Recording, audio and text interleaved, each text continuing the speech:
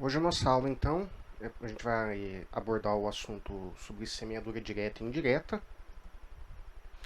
A semeadura direta, a maioria das hortaliças ela pode ser propagada por sementes diretamente no local definitivo de cultivo, tá?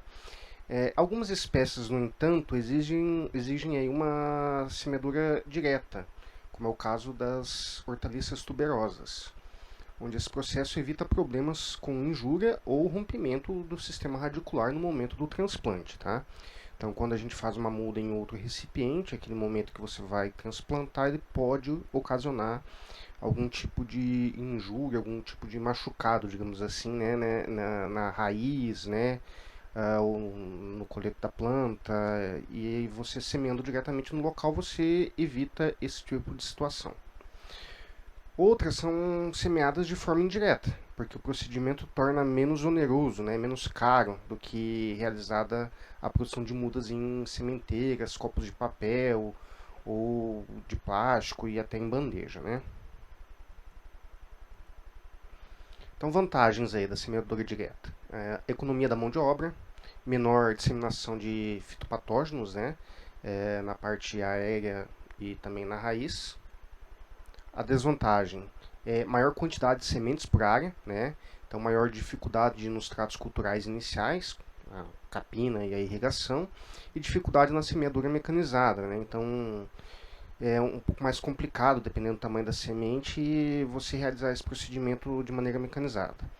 E grande interferência aí de plantas daninhas, né? Então, pode ocorrer uma grande infestação de plantas daninhas, o que dificulta um pouco, né? Então, semeadura direta, hortaliças propagadas por sementes que devem ser semeadas em local definitivo, tá? Então, espécies cujo semeio direto pode ser vantajosa, né? Então, abobrinha rasteira, abobrinha italiana, moranga, acelga verdadeira, almeirão, espinafre, coentro, salsa, feijão de corda, feijão de lima, feijão vagem, pepino caipira, no caso de sistema tutorado, pepino rasteiro, do tipo industrial, tomate agroindústria, melancia, melão, né? Então, espécies de semeadura direta obrigatória, tá? Essas não tem como fugir. Então, cenoura, tá? É complicadíssimo você fazer muda de cenoura em outro recipiente, né? Uma vez que o, o, o produto comercial é a raiz, né? Então, ela pode danificar muito e tornar o produto inviável. O nabo, né, a mesma coisa, o rabanete, a beterraba, tá, o quiabo, a cebola, né, quando propaganda por sementes, né. Então são culturas aí que é obrigatória a semeadura direta. Então a semeadura direta, né, então ela pode ser feita em canteiros preparados, né, no caso da horticultura, né, da agricultura, em camalhões, né? Ou no próprio solo, dependendo do tipo sem canteiro o camalhão, dependendo do tipo da cultura que você vai trabalhar. Então, pode ser realizado em covas amplas, né? Então, distanciadas por espaçamento largo, como é o caso da abóbora, da abobrinha, do pepino, do quiabo, né? Entre outras culturas. Então, são recomendadas aí para plantas de grande porte que possuem ciclo longo de cultivo, né? Ou que são perenes. Em suco, com espaçamento mais estreito, como no caso o feijão, a vagem, né? Entre outras culturas, tá? Então, aqui a gente tem a abóbora menina, né, realizado o plantio em covas, né, e sucos rasteiros aqui, né, que pode ser realizado também, nesse caso feijão, tá? Então as covas, pode ser covas aí, nesse exemplo aqui, né, uma cova de 30 por 30, faz adubação, né, com adubo químico, esterco, você faz o preparo da cova, né, coloca o adubo, coloca um pouco de terra, né, para a semente não ficar em contato direto com adubo, senão ela pode queimar, né. Coloca a semente de acordo com o espaçamento da cultura recomendado. E aí procede com a irrigação, né, até a emergência dessa planta e se há necessidade de desbaste, né, e a colheita após o período de desenvolvimento da cultura. Sucos superficiais, estão abertos em canteiros, então a cenoura, o rabanete, o nabo, a selga, a beterraba, espinafre, entre outras culturas, né, podem ser plantadas desta maneira. Recomendado para plantas de porte pequeno ou de ciclo curto, tá? Esse processo ele pode ser também realizado com um maquinário específico, né, para cada cultura, conforme as fotos demonstram aqui, né? Sulcos, quando as plantas estiverem com aproximadamente aí 5 a 7 centímetros, é realizado o desbaste, né, ou seja, a retirada de algumas plantas para dar mais espaço para as outras crescerem. Covas, abri-las com auxílio de uma pequena pá ou enxadão, né, com distâncias variando conforme o espaçamento indicado para a cultura. É adicionado composto orgânico ou adubo químico. Você recoloca um pouco de solo, né, adubado dentro da cova, e fazer uma cova um pouco mais rasa, aí, de 2 a 3 centímetros. E seguir na sequência a gente coloca aí 3, 4 sementes por cova, né, e promove o desbaste do excesso. Então você coloca uma quantidade de semente um pouco maior, para garantir aí de você ter o stand daquela cultura, tá? Sementes com uma qualidade melhor, com uma qualidade maior, você pode reduzir a quantidade de sementes que você vai colocar por cova, ok? Por fim, a gente vai proceder com a rega, né, que deve ser diária, sendo uma vez ou 2 vezes por dia, ou quantas vezes forem necessárias para manter esse solo úmido, né? Então, até que a muda se estabeleça no local, né, ou seja, que o sistema radicular seja bem desenvolvido, permitindo que as regas sejam mais espaçadas, né? Para obtenção de novas plantas, as sementes podem ser semeadas de maneira indireta também, né? Com a produção de mudas em sementeiras, copinhos ou em bandejas para posterior transplante.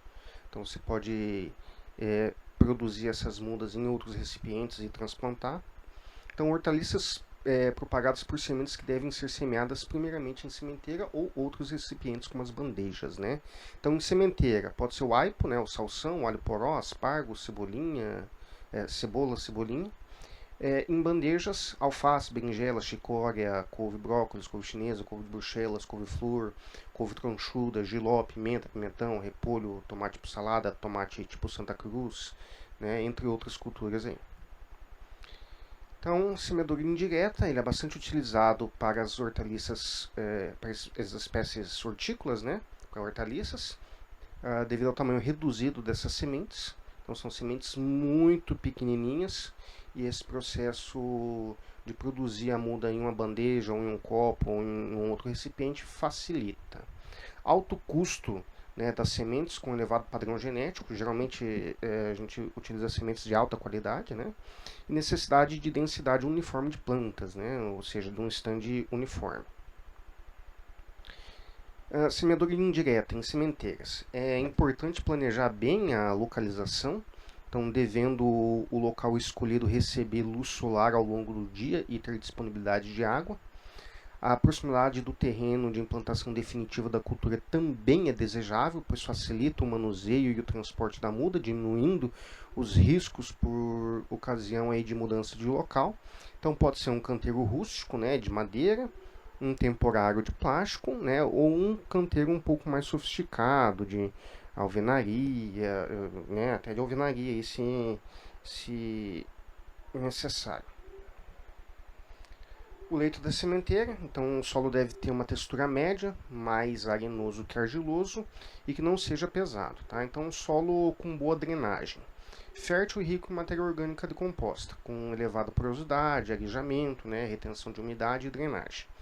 Ou seja, um solo com uma característica química e física muito boa. A adição de terreço de mata, o uso de cerco de curral, curtido e peneirado são materiais ótimos para condicionar as condições adequadas para a germinação, tá? Então, quanto melhor for a característica ali, né, melhor também vai ser o desenvolvimento inicial dessa cultura. As dimensões. Deve facilitar a semeadura e a execução de tratos culturais, sendo indicada a largura de leito de 1 metro, né, 1 metro útil, pois evita o pisoteio enquanto tiver a movimentação de pessoas, tá?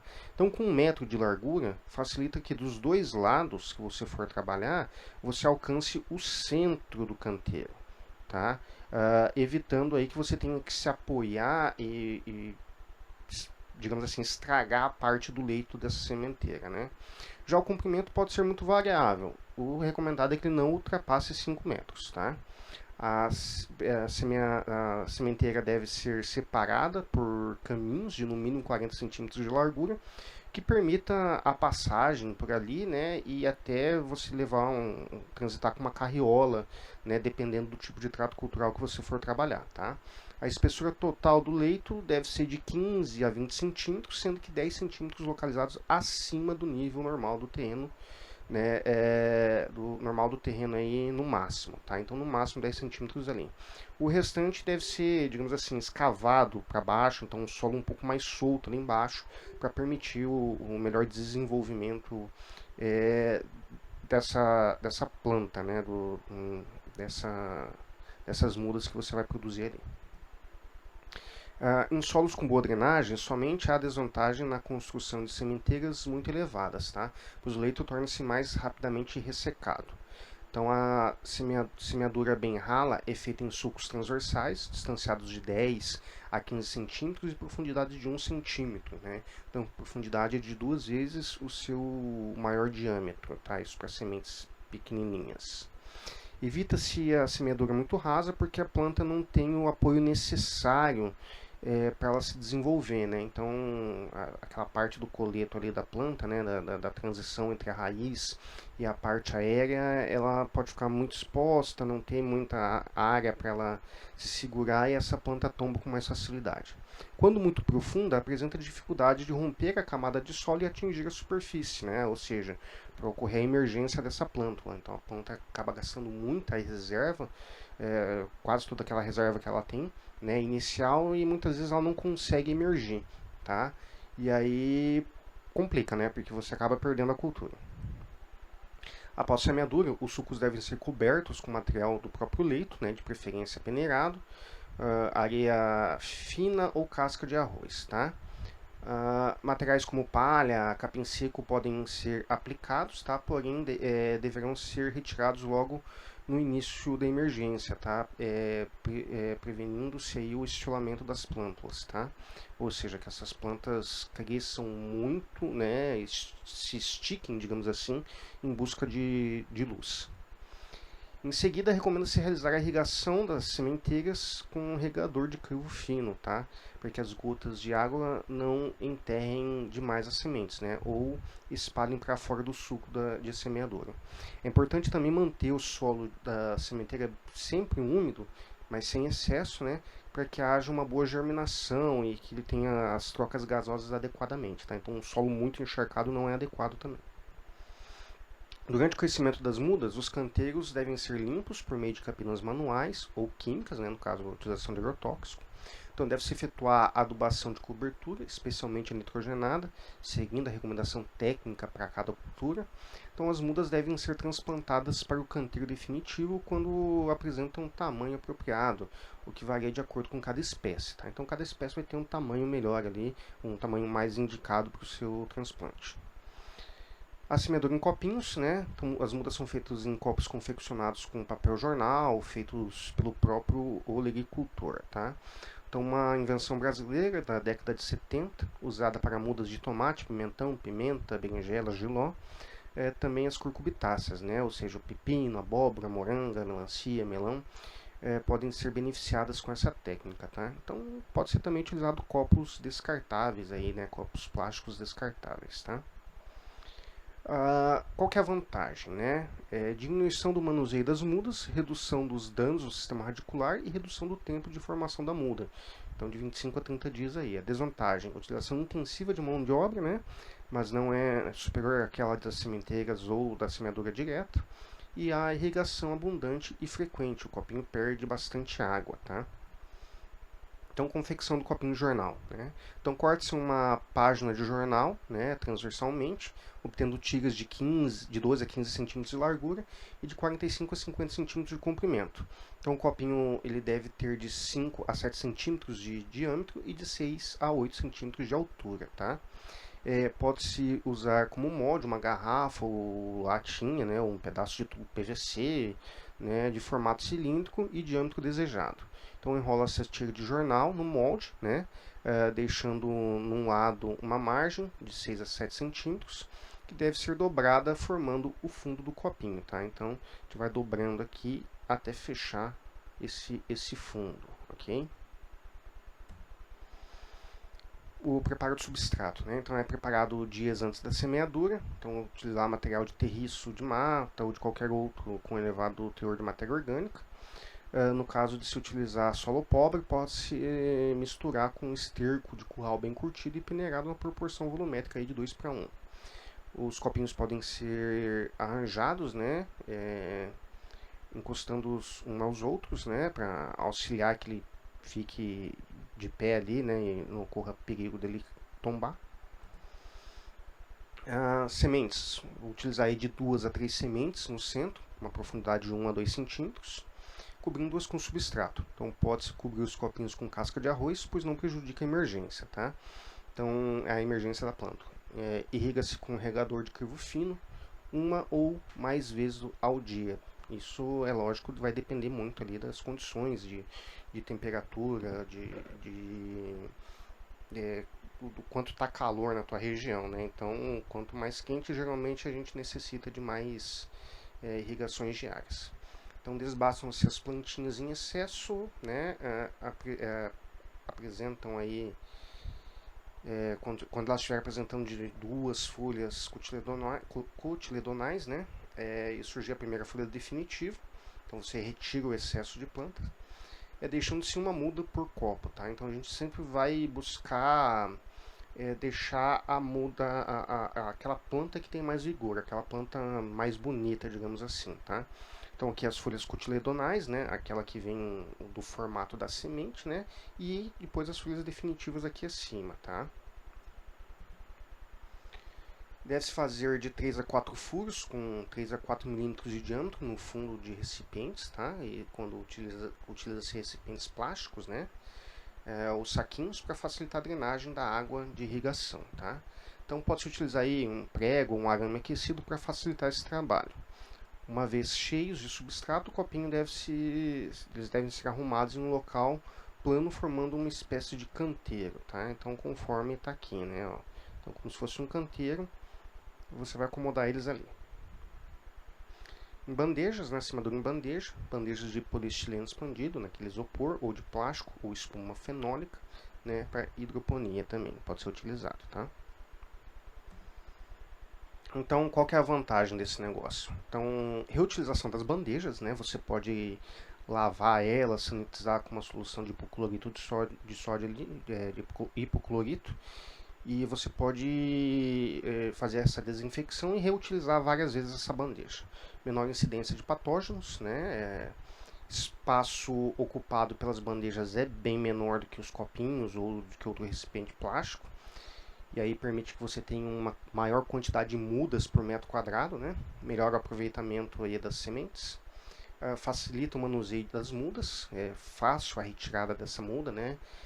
Você vem com um pedacinho de madeira, uma caneta ali embaixo e dá uma pequena forçada ali e a muda já sai com facilidade, né? Então, menores danos no sistema radicular, semeadura direta, né? E a poda aérea do sistema radicular, ou seja, quando a raiz encontra o fundo da célula aqui, ó, é o fundo dela, então ela para de crescer, né? Porque ela encontra a luz, ela tem sensibilidade à luz, né? Então a raiz não vai se desenvolver ali na luz, só no escuro. E aí ela começa a desenvolver nas laterais, formando aquele torrão, né? Ou seja, você tem uma quantidade de raízes ali com uma exploração do solo maior. Número diferenciado de células, né? Então tem aí bandejas de 128 células. Então essas bandejas são utilizadas para solanáceas fruto, tipo tomate, né? Curcubitácea, os pepinos, né? As abóboras e brascas, né? No caso da couve-flor. As de 200 a 288 células para as teráceas, né? As alfaces e outras folhosas.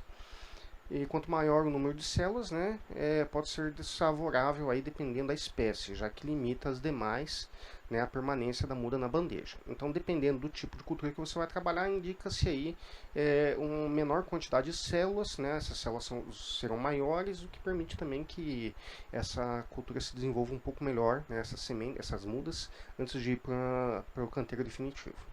Então, bandejas com diferentes números de células e seus respectivos volumes de substrato. Então, temos aí 72 células, né? O volume total do substrato para enchimento é 7.400 ml e um volume aí de 102,8 ml, né? 128 células, 4.500 e 35,2 ml por célula. De 200 células, 4.300 ml, 21,5 ml por célula, e as de 288, 3.300 ml e o volume de cada unidade de 13,6 ml. Tá? Então, observem aí que tem né, diversos tipos de bandejas aí com mais variado número de células né, e de volumes por elas ocupado. Então, as células apresentam um formato de tronco de pirâmide invertido, com abertura na parte inferior, tá? Então, observe que é como se fosse uma pirâmide, né? Só que invertida, com um furo aqui embaixo. A gente acaba montando elas em bancadas, contendo fios de arame ou vergalhões de aço ou até madeira, né? Para facilitar a drenagem, tá? E para que ocorra essa poda aérea, né? Então, observe o grande volume de raiz lateral aqui que forma, né? Então, isso faz com que a muda seja mais vigorosa posteriormente, que ela pegue melhor, que ela se desenvolva mais adequadamente, que a retomada do crescimento dela no campo seja mais rápida. São utilizados substratos especiais nas bandejas, né, isentos de fitopatógenos e de sementes de plantas daninhas. Então, geralmente são materiais aí, de ótima qualidade, né, com boas propriedades físicas e teores adequados de nutriente. São constituídos por vermiculita expandida, material orgânico, né, como carvão de cascas de arroz ou de compostos orgânicos e de fertilizantes também, tá?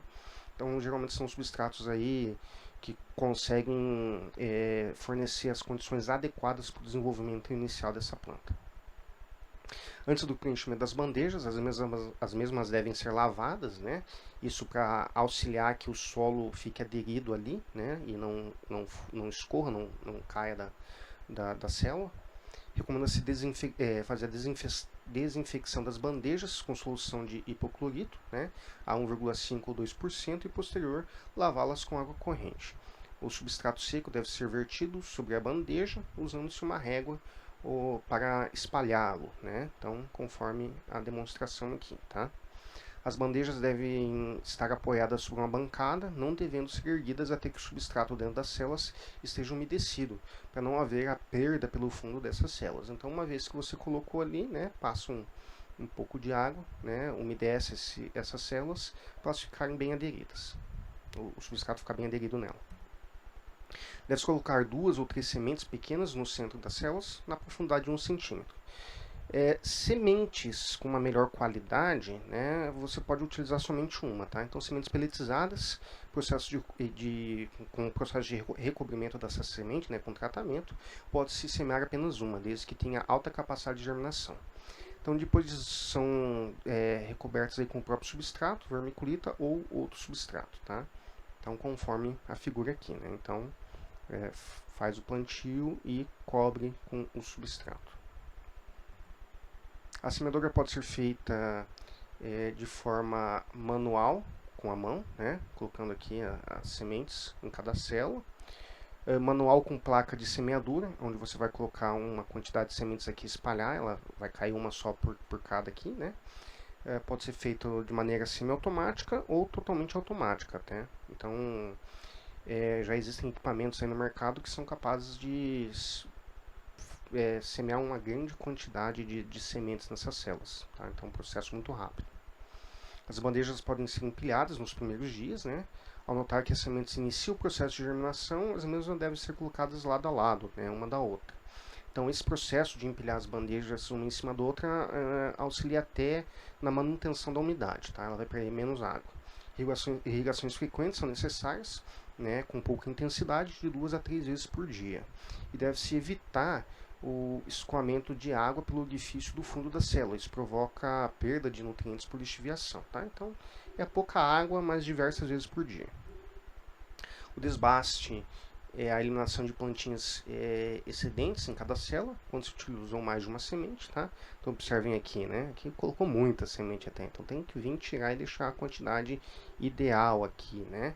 Então deve ser efetuado entre 5 a 10 dias da semeadura, dependendo da espécie, e deve-se realizar a irrigação aí para o substrato ficar umedecido, para assim facilitar a remoção das plantinhas em excesso.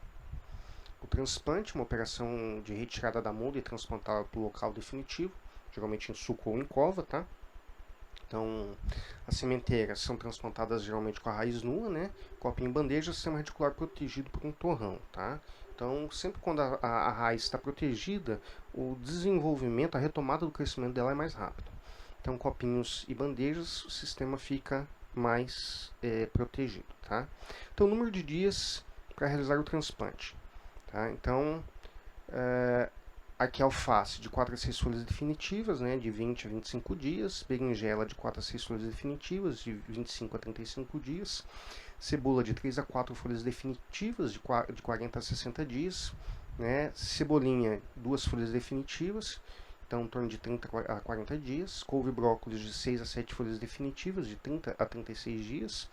Couve-flor de 4 a 5 folhas definitivas, de 25 a 30 dias. O giló de 4 a 6 folhas definitivas, de 35 a 40 dias. Melancia de 2 a 3 folhas definitivas, com 12 a 15 dias.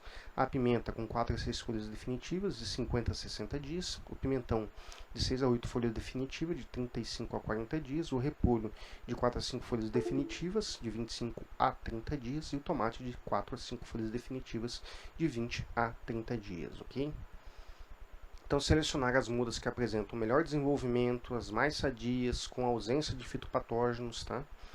Para viabilizar uma boa seleção, né, uma seleção vigorosa, é necessário que se obtenha um número de mudas úteis, né, que seja um pouco mais do que for requerido para o plantio. Então, planta faz mais muda do que você vai precisar para o plantio, de modo que se você tiver algum problema, tiver que descartar algum material, você tem material sobrando. Embora ocasione a elevação do custo de material de propagação, essa desvantagem é compensada pela sanidade e produtividades que serão obtidas na cultura, tá? Então, a disponibilidade de mudas de reserva também possibilita o replantio de falhas que possam ser ocasionadas na cultura, tá? Então, obtendo-se um número desejado de plantas adultas na área que foi plantada. Devem ser plantadas no campo o mais rápido possível, preferencialmente no período da tarde, quando tem a menor intensidade solar e evapotranspiração, né?